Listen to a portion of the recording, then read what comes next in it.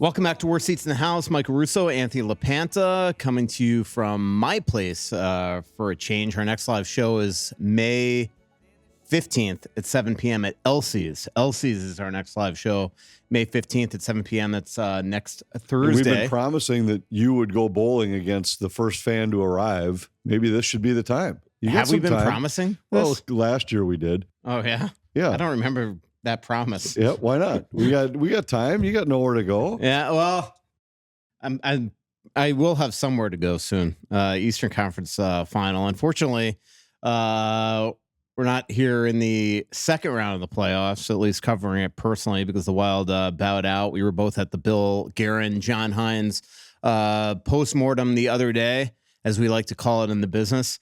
And what were the highlights from your standpoint there?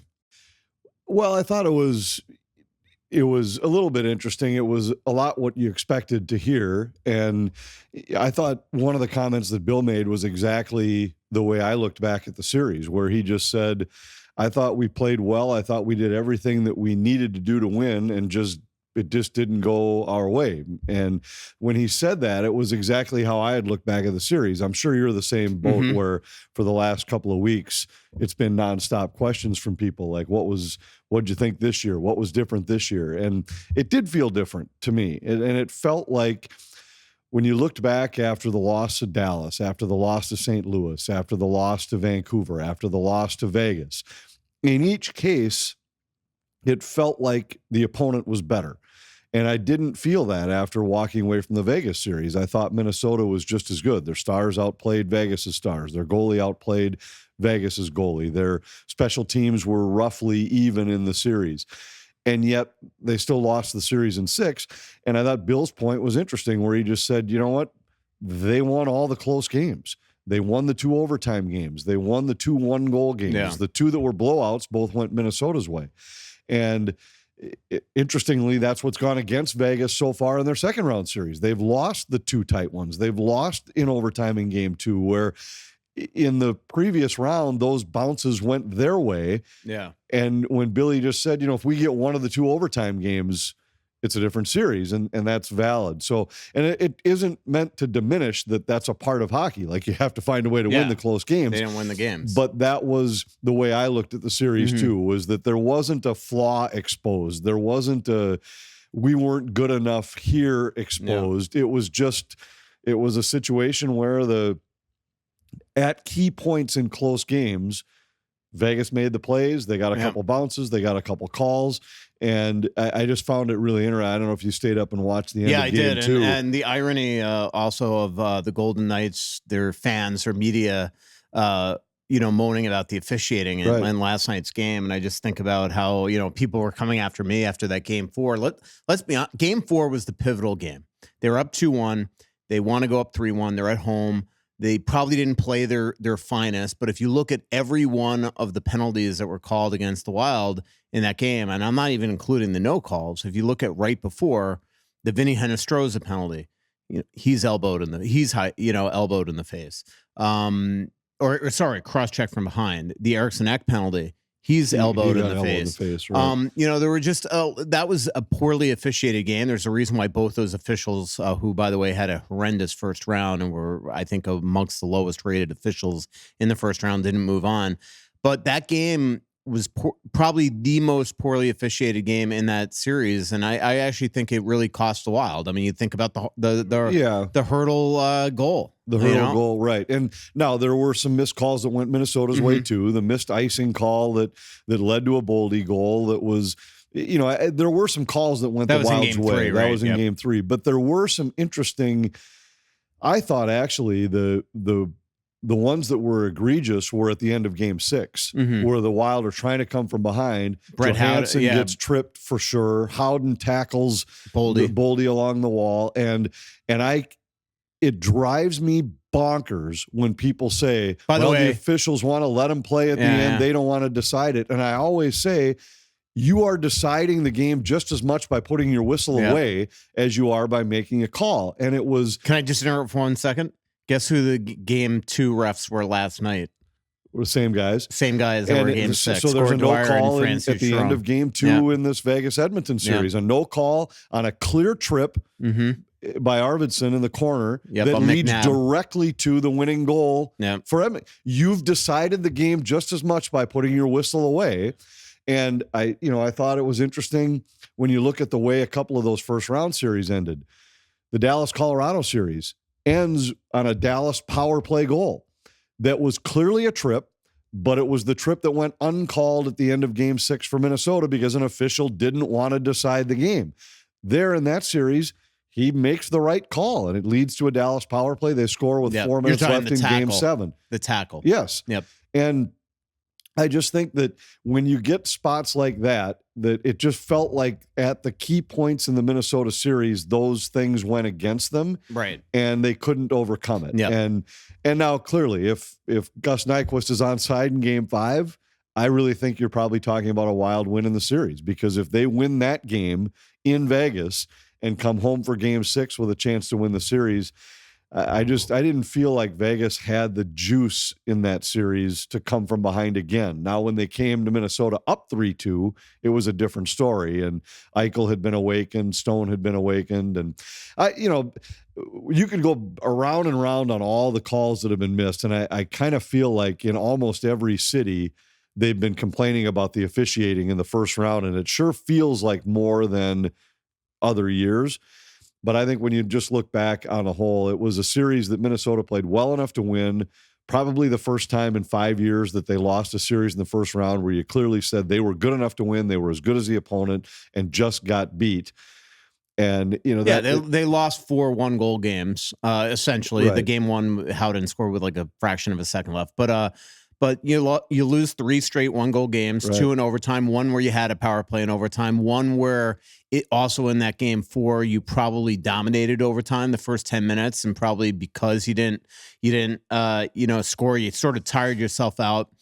It does come back to, sometimes when you have close series, it's fraught with second guessing. And I do think that the way I think some of the decisions made in overtime to essentially play 4 defensemen in Game 4 in Game 5 to suddenly, after not playing your 4th line and your 3rd defense pair for most of the third period, now you decide to roll 4 lines in Game 5. I mean, I just think there were, when things are so tight, you better make all the right moves. And I don't think all the right moves were made in this series. Yeah, and I didn't have a problem with the second point you made. The first one I thought was, and we talked about it during that broadcast that night in the Game 4 overtime, where it was, they clearly didn't trust Yves Bouillon, and at that point, but to shorten the bench that much in the OT, I felt like at the end, probably the last 7 or 8 minutes or so of that overtime, it really felt like the Wild were just hoping to get to the intermission and get to the second OT. I thought that was tough. And when they got a power play in that overtime and still didn't use Bouillon in that spot, it became evident like they just did not have any trust. And that's why they react in Game 5 to suddenly deciding, all right, we're putting Merrill in because we trust him more. And then they decide to roll. And then the irony is it winds up costing them in that goal as well. And that was the one that I didn't have a problem with it. I mean, it was a 4th against 4th matchup. Yeah. And so it wasn't like they got stuck with their 4th line out and 3rd defensive pair against the Eichel line. I mean, that at some point you have to play those guys, and they learned that lesson the game before. So I don't think you can fault them for both decisions. You fault them for one or the other. In the second situation, they play, and I think they had some trust in the Trenyon, Brazeau, and Rossi line. They didn't play particularly well on that shift, but they had played fine. I think the one decision that is fair to second guess after the series was the way Marco Rossi was used. And I agreed with what they said, that it was more Hartman just played great and needed to be elevated. But I felt that when you bumped Rossi down, it at least at some point, it would have made some sense to say, let's throw Rossi on a third line with perhaps Marcus Foligno or Marcus Johansson or somebody, and play Gaudreau with the 2 big wingers and use them as a shutdown line. At least at some point, I would have liked to have seen, when they were trying to come from behind in Game 6, for example, I would have liked to have seen them make that adjustment more. I mean, I thought Hynes all year has been really good at having his finger on the pulse of the team. Who's going well that night? Who's struggling? Who should get more ice time? Finding spots to double shift Kirill or Boldy.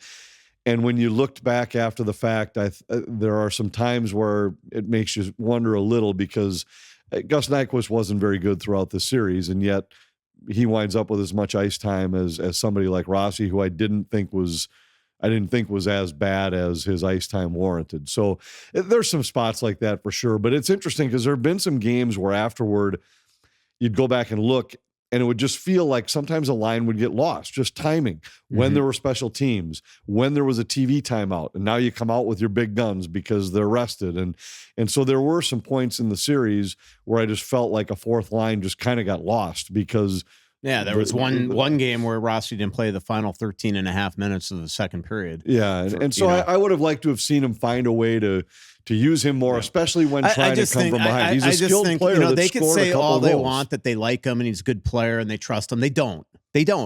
I've been planting seeds on the podcast for a year that this is where it was going. I wouldn't be talking about a top 6 center for 78 games. And if I didn't have any sort of intel of what they really thought of him. And I think everything was said at that presser. Sometimes you got to just read between the lines. When you're asking about Rossi and Guerin's just talking about Hartman and doesn't say anything good about Rossi, you know that where they are, their trust level. And when he says that his goal this summer is to get a center to help Eriksson Ek and doesn't even bring up their second leading scorer that was a center, it shows you that right now in his mind, he is not part of the future of this team. Yeah, maybe.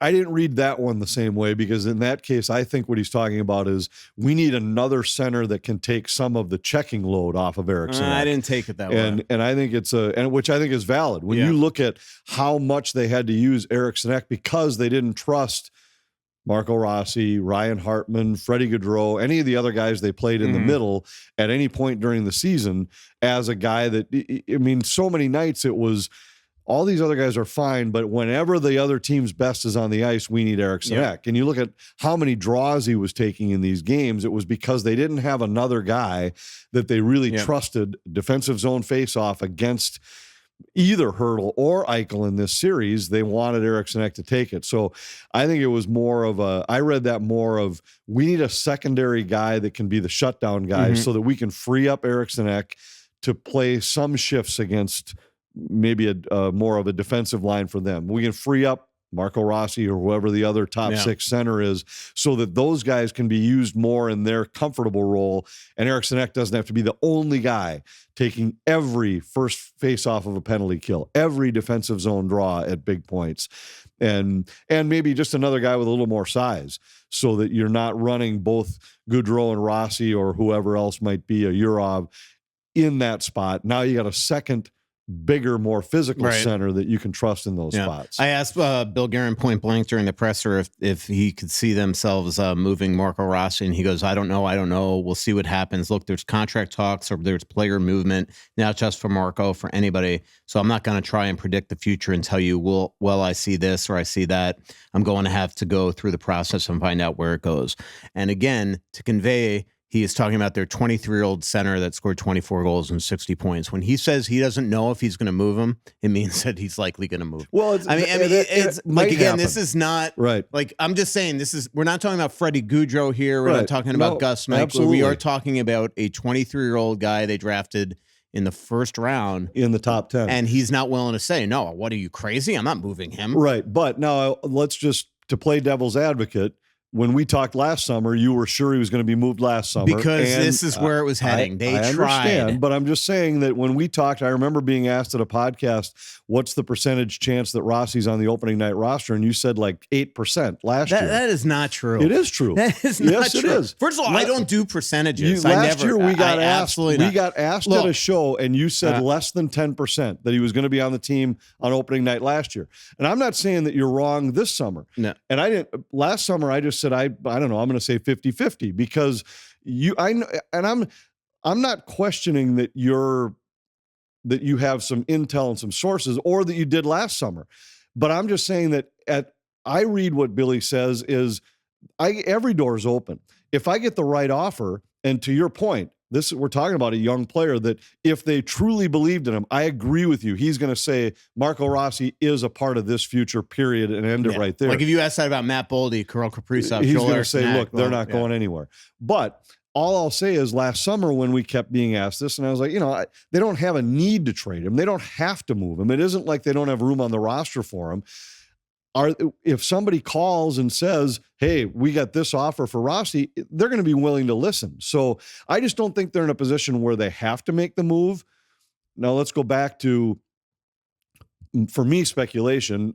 You had said that you had some knowledge of what had been offered, where I was 100% speculating, just saying, and I threw out a number of 5x5. Now, if you've thrown that out and the player and the agent have said no, that probably puts you in a spot where, like, look, I'm not going above that. So now it forces your hand. So I think that's what he's saying when he's saying there's a possibility of contracts, there's a possibility of movement. If you get the right deal for Rossi, I think they sign him and keep him around. If he's unwilling to take what the team is willing to pay, well, then you have to consider trading him. And I think that there's a chance that happens too. And it depends. Part of this is on Marco Rossi. I know sometimes players always dismiss it and say, well, my agent's dealing with that. Well, the agent works for you. If you want to be here, tell them to make a deal and say, just make the deal. And I want to be here and be a part of this. I haven't talked to Marco directly. Maybe you have. So all I'm saying is that I'm not saying that you don't have sources or intel or digging into this, but I'm just saying there's no guarantee, because if the right deal's not out there, this isn't like Kevin Fiala where they had to trade him because there was no room for him. That's not what they're dealing with here. If the right deal's out there, I think they'll make the move. I don't think it's an absolute, like, we are digging in our heels. This guy, Matt Boldy's going to be Brock Faber's not going anywhere. Kirill Kaprizov's not going anywhere. They haven't made those kind of statements with him, but I still think you have to get the right trade. Otherwise, you're not obligated to make the move to get rid of him. Yeah, well, the only leverage, though, is that they have time to shop for an offer sheet. And then, if you're Bill Guerin, when I look at the thresholds, a team is probably going to orchestrate it where it's like right below that 6-9 number, and then that's a first and a third as compensation. But so let's just can you get a better than a first and third? Or that's equivalent? Exactly what I was just going to ask. So now start to look around teams that would be willing to give a first and a third for Rossi, because that's essentially what they're doing by signing the offer sheet.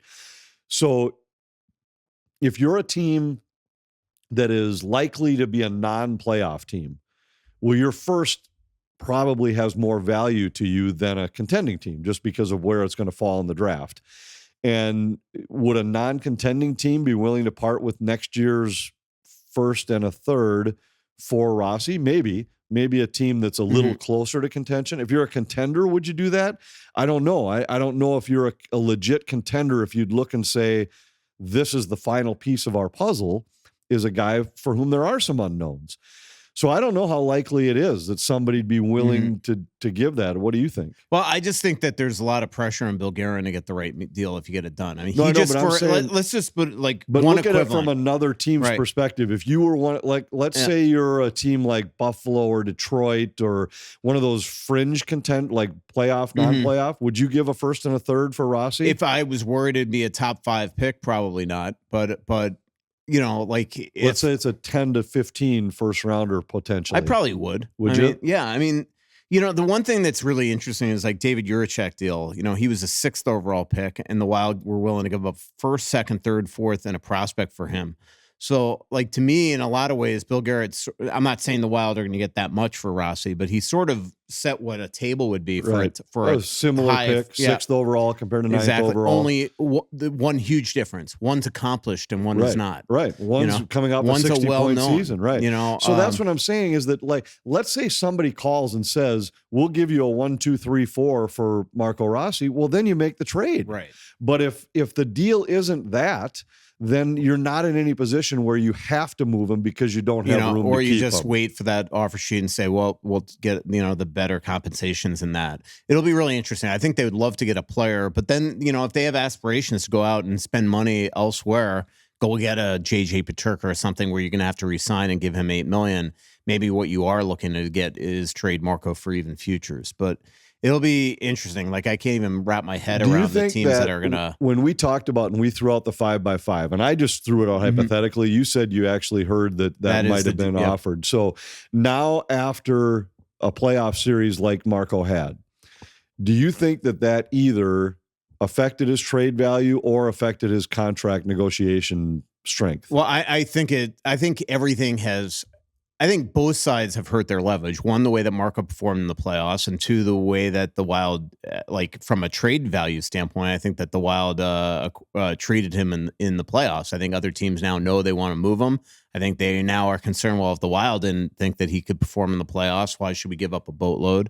So if that's what you're asking, I think both leverage is wrong. The other thing that I'm curious about is I cannot imagine that if Marco even called them right now and said, all right, I'll take the 5 times 5, that the Wild would even do it. Like, I don't know if that deal is even still on the table. Right. That's what I meant by, do you think his value went down in his leverage for the negotiation? On this team, probably. Because right now you look at it and, Bill has been extremely transparent that he wants to upgrade the center position this offseason.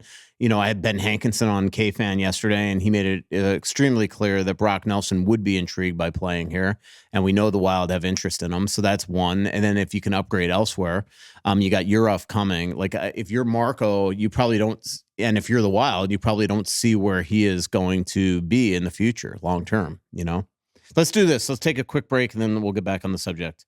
Hey, home repairs cannot wait. If you have flickering lights, gurgling toilets, virtually anything, Aquarius Home Services not only handles it, but handles it fast. And having a trusted plumber or electrician on call keeps your home running smoothly, which is why right now, for a limited time, you've got to take advantage of this deal. You could save $98 on electrical or plumbing repairs from the pros at Aquarius Home Services. That's $98 off.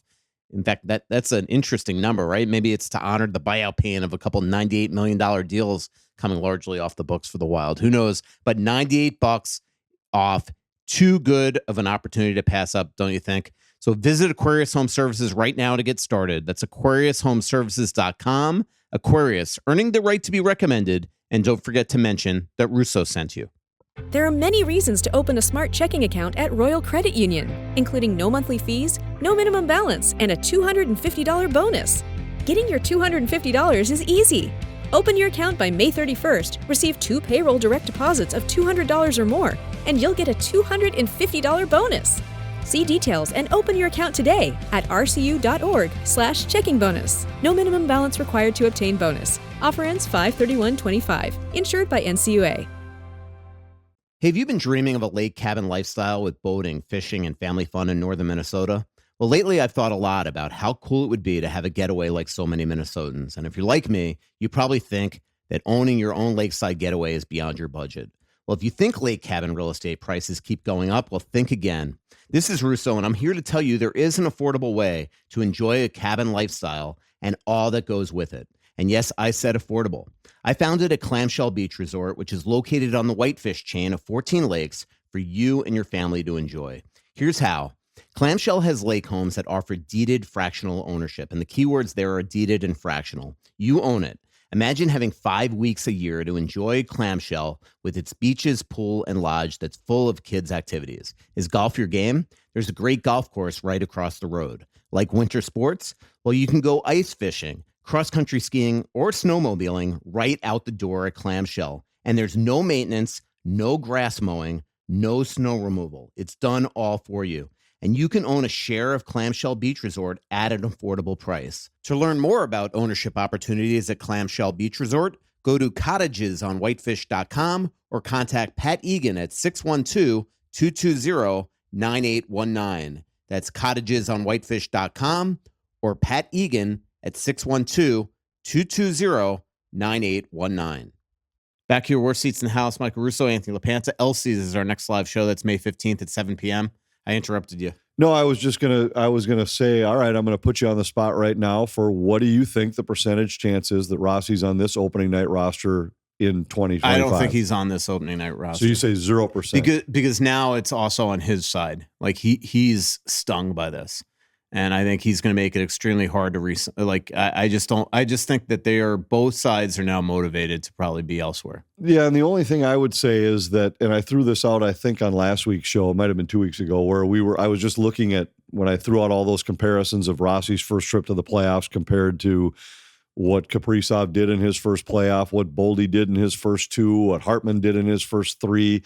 And I just think you're looking at a player that it was his first experience of Stanley Cup playoff hockey. The pace, the intensity, the physical nature, it's all different. Right. And he's not the first guy that has struggled a little bit with that. And he still did have 3 points in 6 games. Yeah. Did still have 2 goals. The and difference with the other 3 is they never had their ice time cut. Exactly. And yet he still produced just like they did. So I'm not certain that if I was a different GM, if I was an opposing GM, I think part of their job is to always be able to look at the bigger segment of data rather than just these 6 games. Yes, flaws get exposed in the playoffs. There's no question. But I think most other GMs would be able to look at it and say, all right, so whatever happened in that playoff series happened. And I do think there's an element to it that Ryan Hartman just played really well, and he warranted more ice time. He warranted moving up in the lineup. Somebody had to move down, and Rossi was the guy. But I also think that GMs they're trained to look and say, I'm just curious, like, where Gaudreau became such Teflon in this series, because it certainly can't be that he had 18 goals in the regular season, because Rossi had 24. Right. So, like, and if you look at all the analytics, Gaudreau did not perform defensively either. Like, I get he's more trusted. No, that's what I said earlier. That was the one thing that I wish they would have seen. Like, they're constantly, even at the presser the other day, they're Hartman. And like, what are we going to do? Like, where are we going to put him? And I'm like thinking to myself, like, I'm not going to get into a debate with them during a press conference, but I'm like, I can name one player that he could have at least elevated over, at least at times. Yeah, and that's what the point I made earlier, that was the one thing that I just felt like there were a couple points where, especially when trying to come from behind, you've got a really skilled player in Rossi that, I get it. If you're trying to protect a lead, maybe you play Freddie Gaudreau more often than you play Rossi.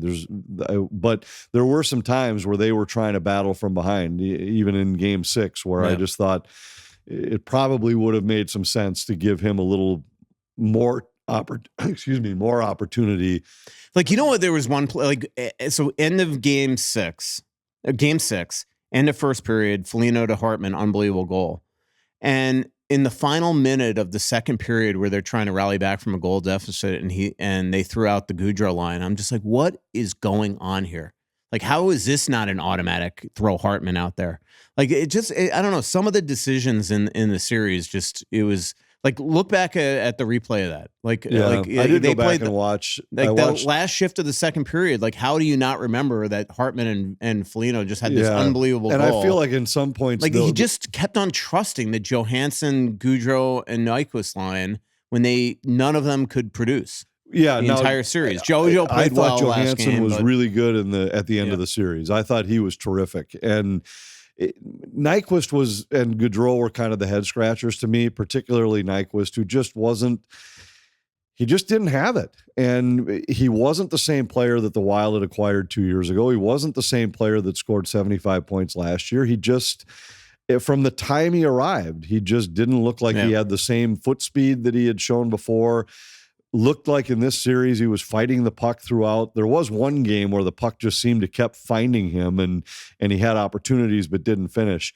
And as I said before, I think all year one of the big strengths that John Hynes had was recognizing each night who was going, and had this great knack for just a minor line juggle that got him a combination that produced. And in this case, it felt like they were really determined that somehow, some way, Nyquist was going to figure it out, and he just didn't. And I just was, what I was shocked is, like, Bill Guerin mentioned the offsides right at the start. He volunteered it during his presser, and yet they never seemed to be bothered. Like, if there was any time to not trust him anymore, and like, I get it. It happens 1,000 times a game, But even his justification for it was bizarre the next day. Like, he wasn't wrong. But did you hear the quote? Let me read it to you. So I asked him about the offsides review, Nyquist, and he goes, I mean, obviously it's an unfortunate play. At the end of the day, it's on me to stay on side there. And from my view, there's a guy in between, and I can't really see the puck. And I was 1,000% sure it was over the line, obviously, and it wasn't. So obviously that's unfortunate. But those plays, this is where it got kind of funny. You can look at it different ways too. Those plays happen 20 times a day. And if the linesman, I'm not saying he should have called it, because I like when they let it go, like Braz's breakaway in game 4. So I'm not blaming the linesman, but if he calls it right away and gets it right, which is a hard call to make, but the play blows dead and no one's even talking about this. So he's basically saying, like, I want him to let him play because the Brazo play was blown. But let's be honest, nobody's blaming me right now if they just called me offsides at the very beginning. Right, we had no idea what would have happened. I mean, it was just kind of funny.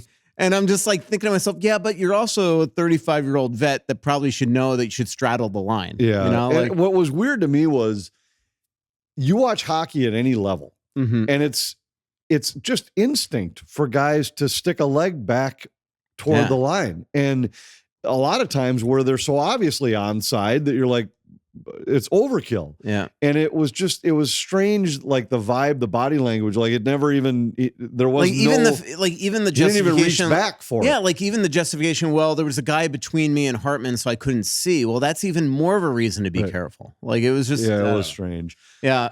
I mean, to your point, like, you know, he never on that play thinks in a million years that Hartman's just going to drive to the net, bulldoze past Pietrangelo and score the goal. Right? It was Petro. It was Barbashev in between, but I think it was Petro back. That he drove around. Maybe I can't remember. Maybe it was always Barbashev, but it, you know, and it's unfortunate play, but it just. But those are that kind of goes back to what I was saying earlier, is that those were all the little things that went Vegas's way in this series. The guy does whistle down the Brazo breakaway. Now, who knows if he scores or not? Right. But it might have swung momentum even, or created a chance on a follow-up. You just don't know.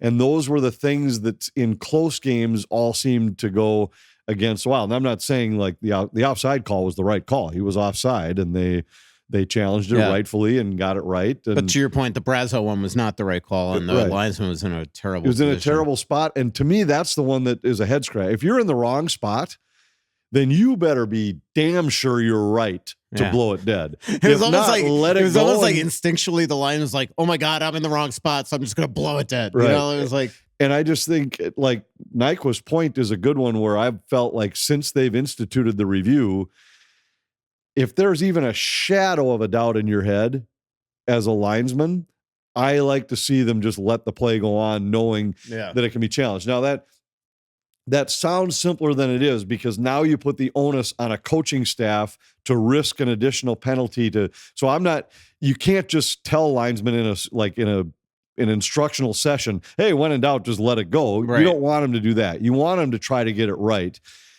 But there is that, just if there's even a sliver of a doubt in your mind, let it play on, because you can't go back and undo a whistle. Right. And then, of course, the other side of it is, unfortunately, if you let plays go and it turns out to be offsides on a review, but there was a penalty in between, as we saw in one of the games last week, too, that's when it really gets screwy. Did you see the one where a goal was overturned, but in between allowing the onsides, even though it was off, there was a penalty taken. So, and then a goal scored. But what happened is then they went, reviewed, disallowed the goal, but the penalty stood because they can't take that away. The penalty had still happened, even though it happens in a vacuum, because those minutes are gone because they go back to the offside to reset the clock. It's hilarious. But, I mean, it's essentially happened in an event of a game that did not occur. Right. You know? Exactly. So the whistle is back at 18:36 on the clock, and in this invisible 22 seconds that never actually happened, there was a trip. It's crazy. You know, Bill made a really good point too about the impactful injuries. You know, and he's not wrong. And we've been talking about this for years. You know, a couple years ago, the Wild have Eriksson Ek hurt. Hartman's playing on a knee injury, and the Wild moves Sam Steele up to number 1 center. Dallas, conversely, loses Pavelski. Suddenly, Tyler Sagan's moved up in the lineup. He's on the number 1 power play, $9 million hockey player. Very, very different. And his point the other day was, look, we had major impactful injuries that impacted our season. And the difference is, because we don't have the depth, that there's not a wave of guys, not that anybody can replace Eriksson Ek or Kaprizov, even on a normal team, but that his goal now is, in these future years where they're not having $14.7 million in dead money, is that now you're going to actually have warm bodies that are going to be able to replace, and that's how you're dealing with injuries in future years.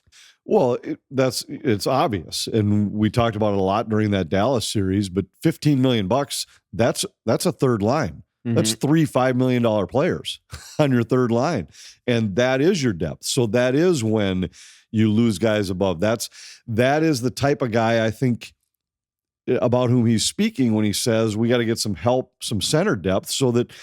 Yeah, maybe our third line center is a guy that if somebody's knocked out in the top 6, he isn't totally out of place to be thrown up in that role. Maybe it's even a fourth line winger that's capable of, look at a Brett Howden for Vegas, for example, a fourth line winger, but capable of playing in the top 6 if all of a sudden somebody's down or you need help. And there's a guy who scored over 20 goals. Well, for the last couple of years, the Wild's fourth line has had to be made up with, last year it was guys making the NHL minimum, guys coming up from Iowa for the last couple of years. I mean, you think about all the guys that were in those spots. I mean, you're talking about the Beckmans and the Laukos and Husnudinov and guys like that, Sammy Walker, that were all guys that they kept trying to plug in on the third, fourth line. Vinny Lettieri. I mean, the list is long of guys that they had to try and throw into those spots. Now you can have $1.5 million, $2 million NHL players in those roles. Guys like Trenyon, who could play on the fourth line. Maybe he's not a top 6 guy, but he for sure could play on your third line. He's a middle 6 guy. And you just have the ability to fill your roster more effectively with players like that have, let's just say hypothetically, a Brock Nelson appears. If he's your third line center, he for sure could play in your top 6, maybe for long stretches of a season. And he might be in your top 6 all year. I don't know. But he's for sure a guy that if he's in your middle 6, he's capable of playing top 3. Yeah, a lot of it's if they sign Nelson, a lot of it will depend on where he plays. A lot of it will depend if they also trade for a center. If they could go get a really quality or if Yurov's young playing center in the middle and is ready. I mean, there's just, you have some more possibilities. They've got more. You just have the ability to fill a roster more effectively. Yeah, and again, they are they are planning as if Yurov is going to be here. One, he's got to make the team if they sign him, but 2, they got to sign him, and that is continuing to be something that they're working on behind the scenes with his agent. Surprised that no changes in Iowa. 30th team last year, 29th this year, or could they get that vice versa? Same exact record. 31st to 32nd in basically everything. Goals for, goals against, power play, penalty kill. They've been a train wreck. Other teams, like the excuse all the time is, well, we have injuries, so it affects them. Other teams have injuries too, and it doesn't. And other teams finish higher than had more significant injuries this year, without a doubt. I think it's what's the interesting part did Devin Shore keep them from being the 18th or 16th or 14th best player? Maybe Liam Ogren being up with the NHL as much as he was, guys like that otherwise in a normal season, maybe they're in Iowa more and producing more. I think this is kind of a year where things need to be different. And that's a trickle down too from, if you have a deeper NHL roster, by definition, you should have a deeper AHL roster. And we've been talking about how highly ranked the Wild's prospect pool is. A lot of times those rankings include guys that aren't in Iowa. Yeah, in a lot fact, of times. And most of the time in this case. So now I think this year you get a few more of those guys that are in North America that are either with the big club or in the American League. And I don't follow Iowa close enough to know what's really going on down there. But I do think it's important for guys to win together coming up. And then when they arrive in the NHL, they haven't just been getting their teeth kicked in the American League for an extended period of time. So it's just hard for me to assess and say, yes, I think there should be changes here. Yeah. But I do think the results have to change. But to me, they've got to really take Iowa more seriously. And I don't think it's something that they've basically, other than, the best year that they ever had was during the pandemic. And then all of a sudden the pandemic stopped it. But essentially, they've made the playoffs once in 10 years. I mean, kind of twice when everybody was making it, but once. And that's not good enough. And when, you rave about these crop of unbelievable defensemen that were there, 3-4 years ago. The Lamboses, the O'Rourkes, the Spachiks, the Parrots, Damon Hunt, all these guys, and we haven't seen any of them make it to the NHL. That's not a good sign. And I just think that they've got to figure out a way to get that team.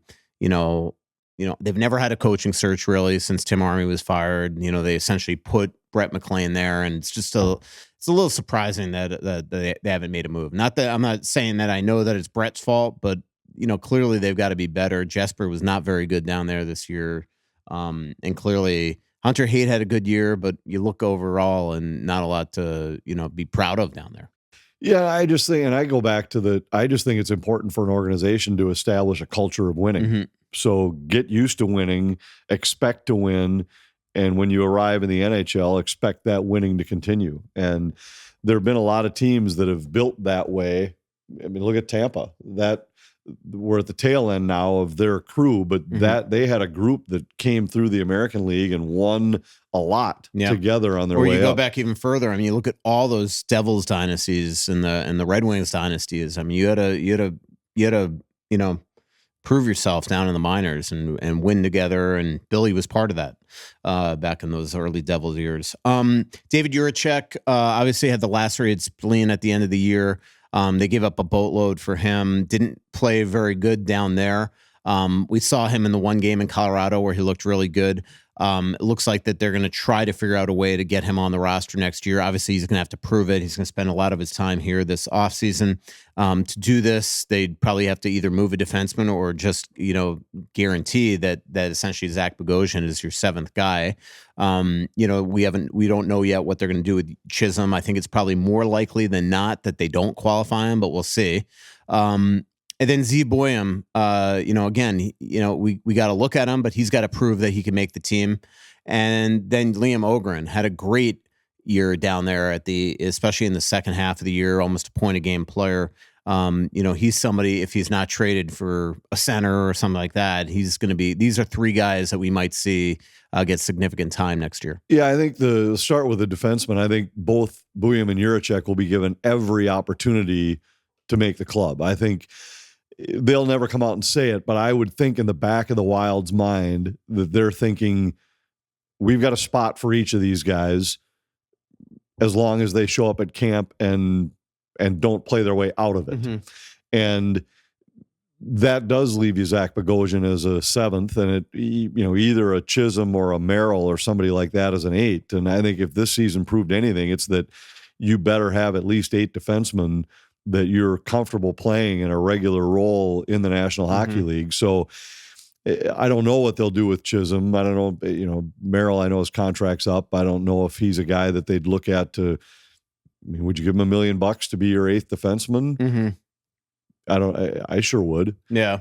But not if Chisholm's still around. So that part's interesting. Ogren, I think he, to me, looks like a guy who's ready to be an NHL player, and maybe not like a major impact scorer in the top 6, but for sure a guy that he looks like his game is more NHL ready than the last time that we saw him for an extended period. And, maybe he's a third line type guy, but maybe he is a guy that has some value in a potential trade.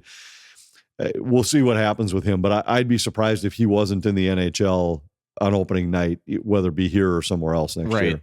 Let's do this. Let's take a quick break back here on the Worst Seats in the House. Have you ever driven past a piece of land and wondered who owns that? Or maybe you need to know exactly where a property line runs? That's where Onyx Hunt comes in, and it's not just for hunters. There are folks using Onyx for their jobs every day throughout the country. From farmers and ranchers mapping out their fields, wildland firefighters navigating rough terrain, to construction workers needing to know who owns what property, this app offers something for everyone. If you need the best land ownership maps, aerial imagery, and property boundaries in your pocket, Onyx Hunt is the tool for the job. Try it for free for 7 days. Download Onyx Hunt in the app or Google Play Store, or visit onyxmaps.com/hunt to get started.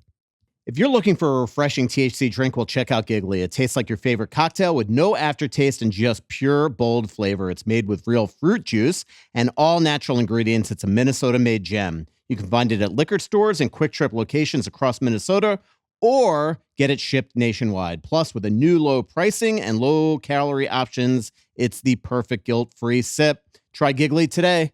We love supporting local businesses. We love working with local businesses. I started buying stuff at Twill in the Edina Galleria a long time ago. When I started this podcast network, I was really hoping I'd be able to work with Scott Dayton, the founder and owner of Twill, and I was lucky enough to be able to do so.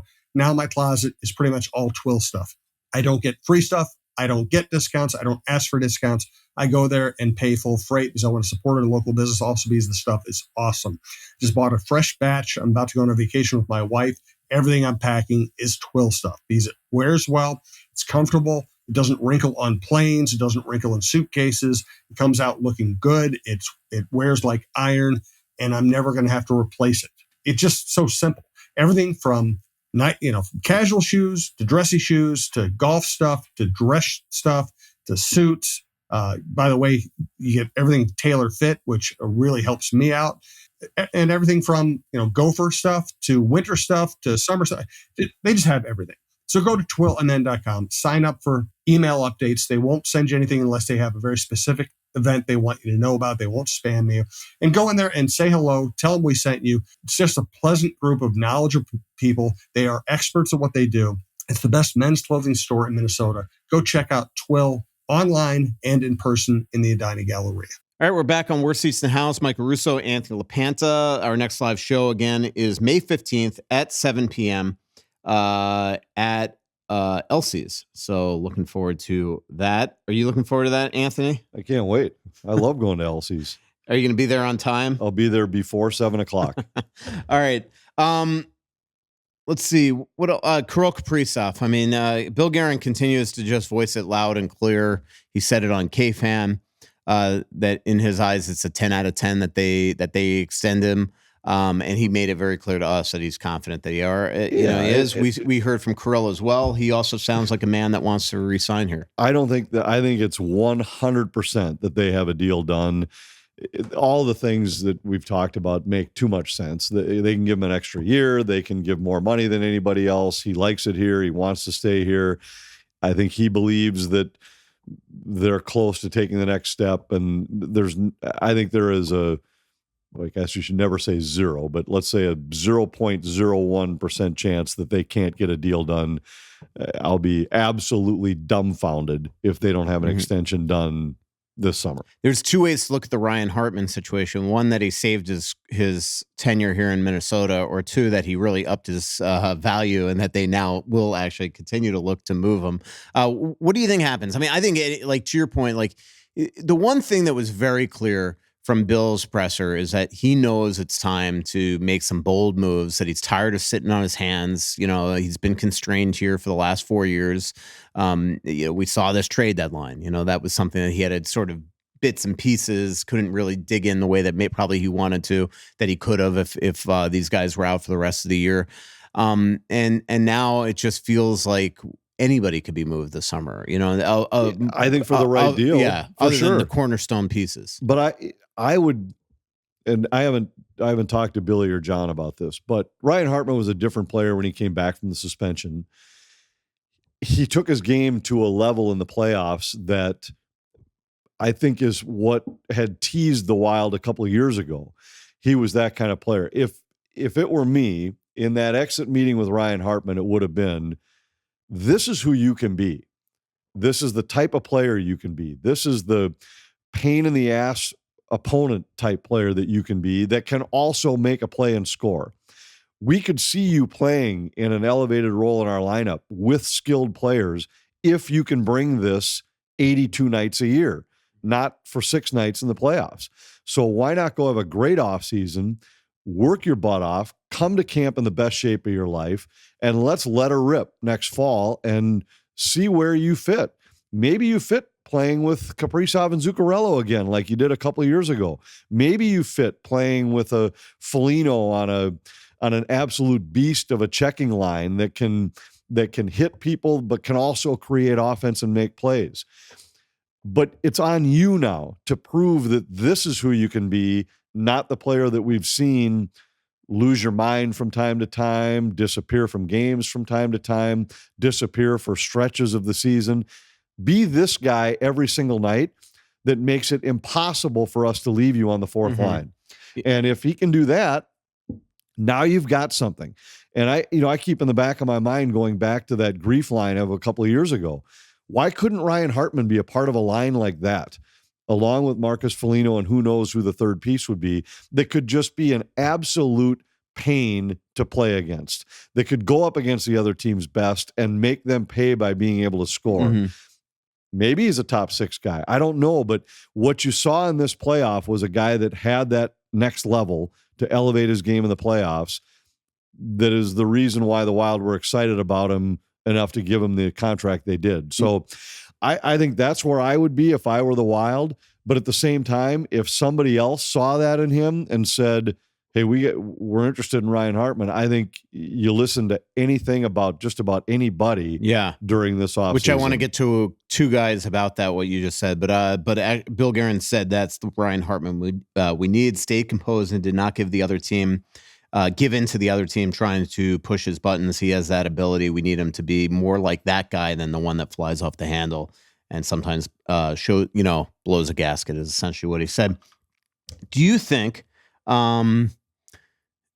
that based on the injuries and based on the fact that maybe some extra money this summer would really help in terms of trades, that maybe you look at maybe moving a Jonas Brodin, look at a Jared Spurgeon, maybe changing up the makeup of your blue line? I was one I was thinking of is they don't have any nastiness on their blue line.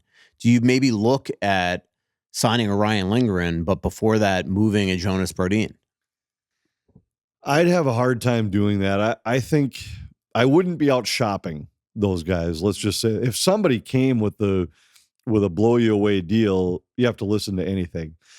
But I think if you were trying to get some nastiness on your blue line, I think that's where you maybe go challenge a Jake Middleton. Like, we need you to be more this guy, not the guy jumping up in the rush trying to make plays. We need you to be the guy that stabilizes everything back there physically. That's the guy that is sticking your nose into those kind of spots. And he was at times this year, but you probably need more of that from him. But I think what we learned in this Vegas series is that as big and heavy and strong as the Vegas lineup was, Minnesota didn't get overwhelmed by their size and strength. And so all the talk about this defensive core was going to get exposed because they aren't big enough, I didn't see that at all in that series. Vegas couldn't get to the middle against Minnesota any easier than Minnesota could get to the middle against them. Until Game 6 when it mattered. Right. But this is one of the heavier teams in the league. Yeah.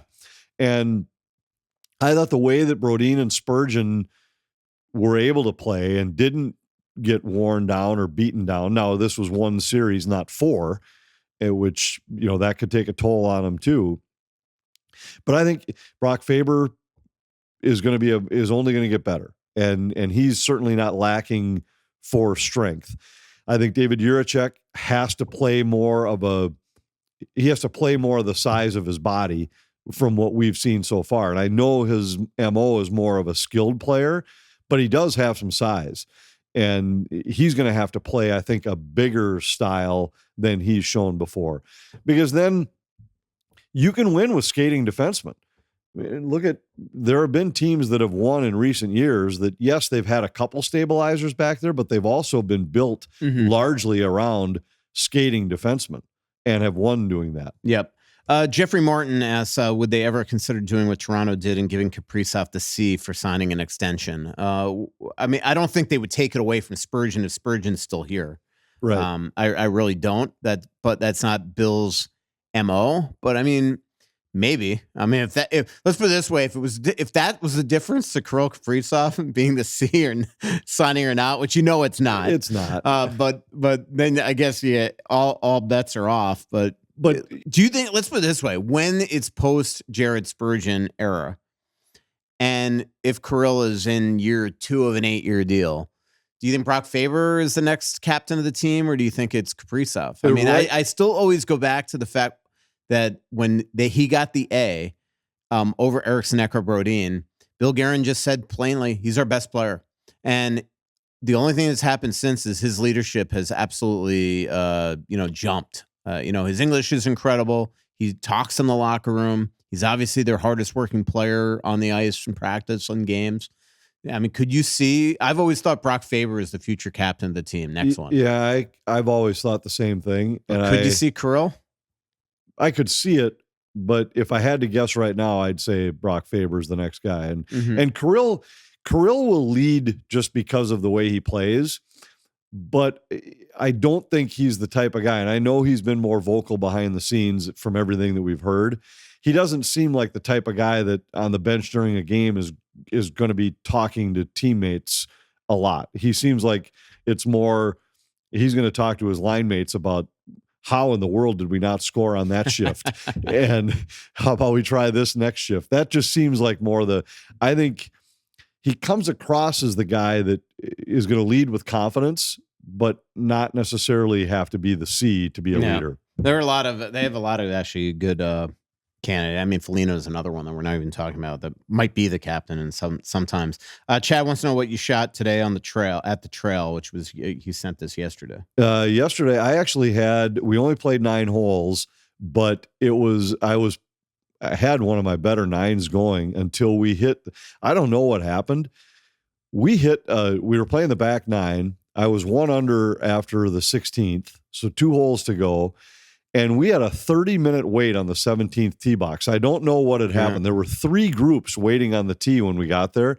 It disrupted my rhythm, and I finished bogey to finish 1 over on the back 9. It disrupted my rhythm, too. Exactly. So we had an 8:30 podcast yesterday. I pull into his driveway at 8:28 and get a text message from Anthony being like, "I'm on the last hole," and I'm like, "Well, then I'm going home." So, well, and I feel badly about that. It was a little miscommunication though, because I thought I was going to text you when I was done and we were going to meet there. Careful. I put this. I had to go on.